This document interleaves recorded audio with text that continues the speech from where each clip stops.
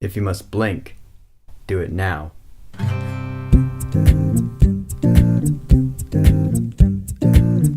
Kubo and the Two Strings. So this is our fourth movie from the guys over at Laika, and in case you didn't know, I am a huge fan of those guys. Their first movie, Coraline, is my second favorite stop motion film of all time, because you can't beat Nightmare. But Coraline at this point, at least to me, is a classic. And since Coraline, Laika's been doing a pretty good job. Paranorman and the Box Trolls I thought were good, but they were just nowhere as good as Coraline. But when I saw the trailers for this movie, I started getting excited, because it felt like it was going back to what Coraline was all about. And I'll get to that later, but for now, let's talk about the movie. So Kubo and the Two Strings takes place in ancient Japan, but we're talking like mythical Japan with all sorts of weird creatures and stories and folklore. We have Kubo, he's a young 12-year-old kid, he tells stories. He's actually really cool to see him, like with his guitar he plays and like these little paper mache things come to life and they reenact the story as he's telling it. It's really cool. And one day he gets caught up in one of these stories and he goes on an adventure, and now we have our really awesome Kubo stop motion Laika movie, which yeah, right off the bat I'll say is Laika's best movie since Coraline. I love the hell out of this movie. First of all, let's talk about the characters. Kubo was really relatable and fun. The thing I like about him is that like he kind of reminded me of Harry Potter, whereas he was born into this story, so it's one of those I must fulfill my destiny type roles, and he steps up to it. I just really love that stuff. And while he's on this adventure, he meets this monkey voiced by Charlize Theron. She's the best. She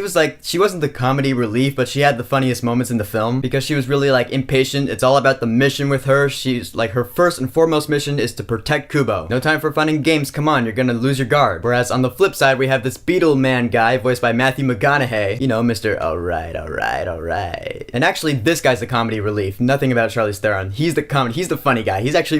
He made me laugh a lot in this film. And the dynamic between all three of these characters was really good. You know, the monkey and the beetle have these arguments about how things should go down, different points of view, and everyone can relate to that. Just the dialogue was done very well. And the animation, oh my god, this film was just beautiful to watch. This is definitely gonna get nominated for Best Animated Film of the Year. I'm not sure if it's gonna win, but it definitely deserves to. These visual effects, man, you gotta see it to know what I'm talking about. The stop motion, actually, I'm not really sure how much of it was CG that was added in post. For example, there's a scene, vaguely speaking, where like you see this bird flying around. Looking at this bird, I was like, that cannot be stop motion. That has to be a CG bird. If that was stop motion, it was the best stop motion I've ever seen. Now the movie did slow down a little bit in the middle. There was one scene in particular I remember going, alright, let's speed things up, let's get back to the actual story, you know? But once that scene was over, it was smooth sailing until the end. And like I said, I felt this movie went back to what Coraline was all about. To me, that was about taking you, the viewer, to this other world that can only be made with stop motion. When I first saw Coraline, I was like, wow, this is amazing. I'd never seen anything like this before. That was the main focus of the film. With Paranorman and the Box Trolls, I feel like they focused more on the humor. I mean, yes, granted, they had some really good visual effects in there, but I didn't feel like those films had that magic that Coraline had. With Kubo and the Two Strings, that magic was there and then some. Yes, this film did have comedic moments, but it was more about the world, and my god, it was beautiful. It made me look at Laika and go, okay, yeah, you guys still got it, you know how to do it. And actually, a lot of that was because of the score. This movie's score, this is something else. The score for this film was written by Dario Marianelli, and it's fantastic. Like, the first scene in the film after the title is just no dialogue, it's just score, and I was this close to tearing up. That score was powerful. Good stuff. I wouldn't say this score was as unique as Coraline's score, because that score is just like one of my favorite scores ever, but it's still really good. So Kubo and the Two Strings had awesome characters, amazing animation, great story. Like I said, this is Laika's best film since Coraline. So I will say, go see this movie right now.